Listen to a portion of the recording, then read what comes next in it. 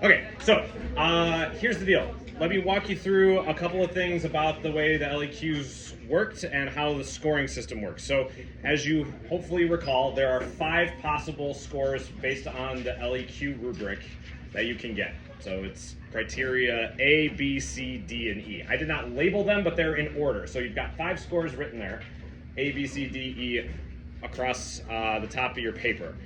The letter grade for this assignment was based on your knowledge and understanding, which is criterion B, which is the second score.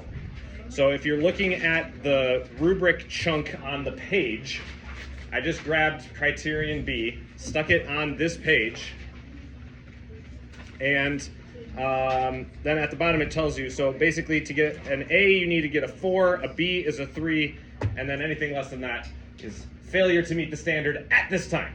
As a reminder, the idea is growth there. So generally speaking, there were a few things I saw related to that score in particular, and then in general, I'll talk about kind of how I saw things overall. So as things go, as a class, for both actually A and B day, I was pretty happy with how well you did on your first LEQ, especially given the level of angst I was experiencing from people as you were taking it. Y'all freaked out more than just about anybody I've ever had before you wrote this thing, and as a general rule, they were a good start, okay? So feel good about that. If you didn't do as well as you would have hoped to do, you're not necessarily like behind, but hold that thought.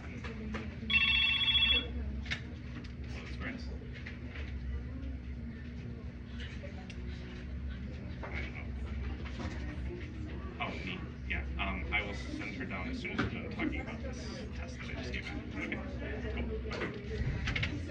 cool. When we're done talking about this, head to the office, they've got something for you. So, if you weren't there yet, again, it's not hugely problematic. Partly too, the memory unit was a little bit disjointed because of like some breaks and me being absent from time to time with at least the B-Day class and so on and so forth. So, basically, the biggest issue I found with the knowledge and understanding piece was one of 2 things. Either you didn't have nearly enough detail about the models to provide evidence that you knew it, or you were talking about things about the models that just weren't there. So working memory model does not have short-term memory, it's working memory. So if you're talking about all the short-term memory pieces, and if you didn't talk about what the various components of working memory model are, or have clear detail about it, that was a problem for a lot of people. A lot of people also lacked full detail on the multi-store memory model. So like that was a big issue if you answered prompt number 1, was those details just about the model itself. Then if you got knowledge and understanding issues related to the studies, it's because, and this is going to be hard for some of you to hear, you just need to memorize and study a little bit more to know what the details of the study are. That's my biggest like kind of suggestion and takeaway. The other piece to this, of course, though, is there were a couple people who just clearly didn't know what I meant by reliability, which is partly problematic because it's one of the 2 major standards we were talking about. So some people were kind of combining things and talking about the reliability of the model, and you were kind of evaluating a model, but also trying to talk about how memory can be unreliable, and you kind of mixed the 2 together. So that a few people kind of combined prompts 1 and 2, and that doesn't work particularly well because you're not actually following the rules of what the prompt is asking you to do. So that happened a little bit. So those are kind of, I think a lot of it is just going to be for those of you who are lacking on knowledge and understanding is like, I think you're just going to, this, again, it's a generic example. If you have specific questions, by all means ask me, but I think you just need to like memorize more. And there's no really 2 ways around that. I don't love that, but memorization is kind of a component to this whole thing. So that was part of the issue that I saw. For the other parts, basically it was clearly just the practice and the attempt. So you might have done, and I gave people a little bit more benefit of the doubt in terms of like knowledge and understanding scores relative to those other areas. A lot of you lost a lot of points in the 3rd criteria, letter C, which is basically your ability to answer the question, because some of you just didn't actually answer the question at all. You just went straight from summarizing the study into the evaluation, or it was like a sentence long. This is by far the hardest part my students struggle with, is actually using the results of the studies or using the models themselves to actually answer the question. And that is, in other words, just stating all the results doesn't answer the question. That's just a list of facts. What you need to then do is use those facts to make an argument and give me, across various studies, multiple explanations for how the model works or doesn't in terms of assessing the strengths and limitations if you did prompt 1, or how this is a demonstration of the reliability or not of memory. That's what that section is for. And that should come after you talk about the study. A lot of you wanted to evaluate the study right away, but it's a slightly illogical process, and it's harder for graders to follow because they go A, B, C, D, E. If you answer and go A, B, D, C, E, that's slightly confusing. So you don't want to evaluate before you've told me what you used the study for to answer the question. The evaluation can add to your explanation relative to the prompt and discussion, but a lot of the discussion needs to be developed, and then you can go into it and say, okay, so having said all of that, there are some strengths and there are some limitations of this that should be taken into consideration. But you want to make it clear that you know, or that in the writing of it, that you don't imply anything. You have to make it very clear that you understand how we can use this study to evaluate the model or to discuss the reliability of memory, depending on which prompt you did. And for most people, if you did the discussion, you needed to enhance the explanations. So this is where you give a lot of the hows and the whys.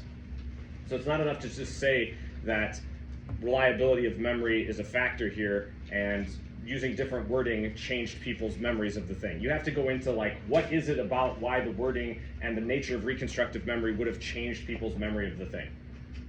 Like, give me some specifics about how that happens. Yes. Does that make sense?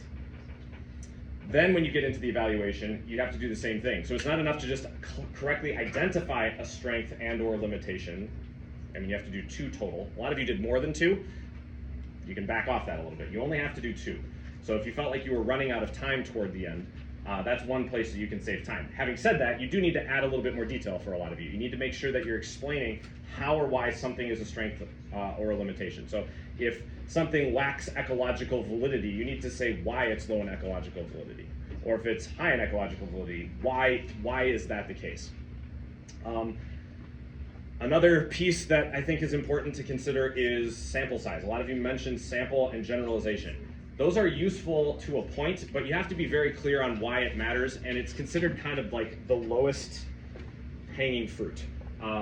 If you just say it's a small sample size so we can't generalize it, that is like the literal weakest thing you can possibly do to evaluate, because in other words, like that's something that we can teach kids in like middle school, how sample size isn't terribly effective. And you'd want to say in particular, why is a small sample size problematic in this particular case, or limit our applicability of something?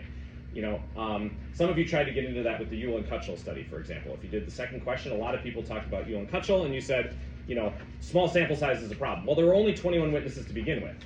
So it's going to be a small sample no matter what if you want the ecological validity. So that's kind of tough. But if you want to say only 13 of the 21 people chose to participate as witnesses, why is that a problem? Because, well, having 8 people not participate is a huge chunk of the population that could have provided some insight, and they might have had significantly different memory experiences. Maybe they remembered a lot more or a lot less, and by removing them from your potential sample, you're disproportionately affecting the outcome. Like, does that make sense why that would be like a more specific example of why a small sample is a limitation? That's how you'd want to go. So don't just leave it at that surface level, small sample sizes are bad. In social science, we allow small sample sizes. It's not considered a major limitation. A sample size of 1 is acceptable. A lot of you actually mentioned some samples of 1 when you were talking about case studies of whether it was KF or HM. A lot of you mentioned those, which is good. You don't criticize a case study for having only a sample of 1. So again, it's not that it's not a limitation, it's just I want you to try and be a little bit better than that. Now again, if that's the only thing you can come up with, that's fine, you'll get points for that. You're not gonna get marked down, but you're probably not gonna maximize your points. That's a mid-band assessment. Does that make sense? So my goal for you is to try and aim for that high band, miss to the middle. What is when you have like the 2 lines in a circle? 2 lines in a circle. I don't follow. Like the paragraph symbol? Oh, the paragraph symbol? Yeah. Oh, you just mean like I should make it another paragraph? Yes, good. Okay. I'm glad you asked. So the paragraph symbol is there because that's part of your organization score. So the last score on your criteria marking is E. That is about how well you organize your thing. So I tried to point out some areas where organization might matter. So some of you had an interesting organization system in that you talked about studies kind of all over the place. It was like whichever study came to mind, you talked about that one, but it didn't like make narrative flow. If you talk about, say, for example, the Yule and Kutchell study as trying to see if the Loftus and Palmer studies were accurate in a ecologically more valid real crime scenario way, but you hadn't talked about a Loftus and Palmer study yet, that's a weird organizational decision. Why would you lead with that? Start with Loftus and Palmer, then go into Yule and Kutchell. Does that make sense? So there were some of those kinds of things. Also, paragraphs. It's really annoying to read super giant long paragraphs. You know this from reading textbooks. I know this from reading umpteen number of student papers. The general rule of thumb is it's better to have more paragraphs than less, fewer, more than fewer. Every time you switch to a new kind of categorical, indent. So summarize the study, that's a paragraph. Answer the question, that's a paragraph. Evaluation, strengths, and limitation, that's a paragraph. So at minimum, every time you talk about a study, you should probably have 3 paragraphs. It'll also help demonstrate to you why you actually aren't answering the question very much, because I think a lot of you say the results and you talk about what the results mean and then you just move on. If you make the discussion its own paragraph, a lot of you will see that it's 1 sentence long. I tried to highlight that and emphasize that by just putting the paragraph symbol. That's what it looks like if you type it, by the way. It's that kind of backwards P. So good question. Other codes that are useful. BS stands, as a reminder, for be specific, but somebody can call BS on you if you are not being specific. A couple people I put UTV, which is just use the vocab, where you would like circumlocute a word and not just actually say the word itself. That means where you talk all the way around it. You give me like a sentence long description when a term would just work. If I have a question mark, it's either one of two things. I either can't read what you wrote, which some of your handwritings needs to improve. And if you have that bad of handwriting to the point where I can't read half of what you're writing, you might need to figure out how to make that an adjustment, or see if you qualify for an accommodation to type, because it's not, IB examiners are going to be grading your handwritten work, but it's not your handwritten work. It's a scan of your handwritten work. This is also why writing in pen is so useful. That, and I don't get pencil all over my hand when I'm marking up the things. That was a joke, by the way.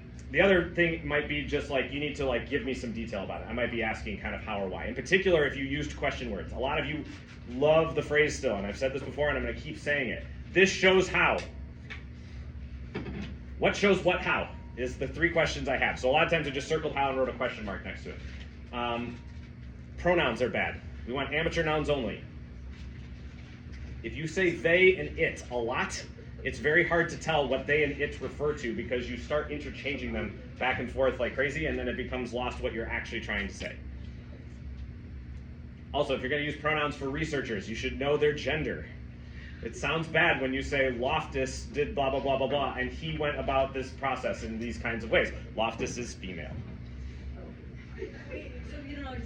If you don't know, just keep saying their name, or you can say they if it's multiple researchers, or they becomes the I'm not sure what their gender is. But better, just use their name. Yeah. So in my paper, I got stat wrong. Okay. Corrected me on it. Yep. Would like a normal like IB grader like correct me on like if I got stat wrong? Not necessarily. I'm doing that because I'm your teacher.